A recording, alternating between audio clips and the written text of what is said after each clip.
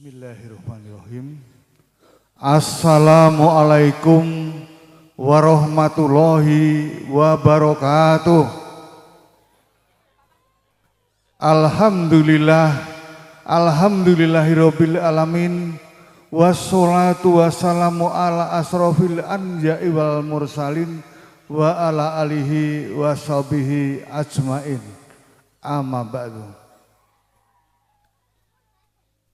Dumateng panjenenganipun Bapak Bambang Keswanto ingkang piniji dados surih sarira saking penyanipun Bapak Haji Suyatno dalah Ibu Irda Lusniati ingkang sampun gamblang anggenipun rawuh wonten ing mriki menapa ingkang dipun aturaken dumateng penyanipun Bapak Mudakir Ahmad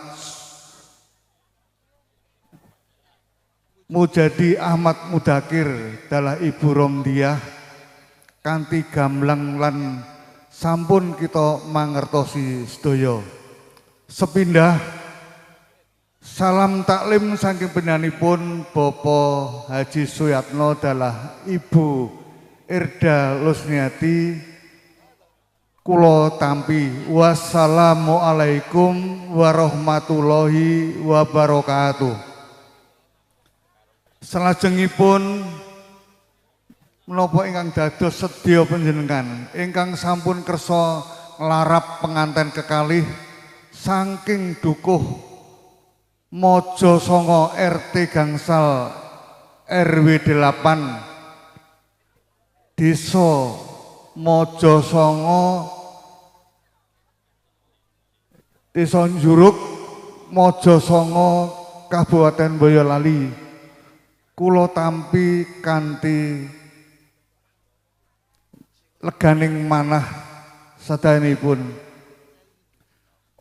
Bapak Bambang Keswanto ingkang sampun kersa nglarap penganten tebih saking tlatah Boyolali dumugi mriki boten wonten alangan satunggal menapa nirbaya nirwikara semanten ugi kula sak keluarga ageng Bapak Mujadi Ahmad Mudakir ngaturaken panuwun ingkang tanpa pepindhan. Menapa ingkang dados sedya panjenengan boyong temanten kekalih kula tampi sak rombongan kanthi suka basukening manah lan ing mangke kalajengaken kita tampi lebet wonten ing sasana pinajang supados para warga para keluarga ing windan mriki ugi saged ngestreni dumateng temanten kekalih lajeng paring donga pangestu mugi anggenipun lumban bebrayan enggal lumebet wonten ing sakinah mawaddah warahmah. Dados kanthi menika para keluarga ageng para warga ugi mangertosi ndita sampingane Ananda Bagus Imade Rustam Panjaitan karo sapa lah menika garwanipun sedaya sampun sami mangertos nggih menika pun Roro Aila Afia Cahaya Irianti dados sakmenika sampun mangertos lan Ananda Afila Cahaya Irianti sampun ugi dados warga ing windan mriki. Supados mangke kraos wonten ing mriki saged bergaul kalian warga-warga ing mriki. Menapa ingkang bedhan aturaken kala wau ngasta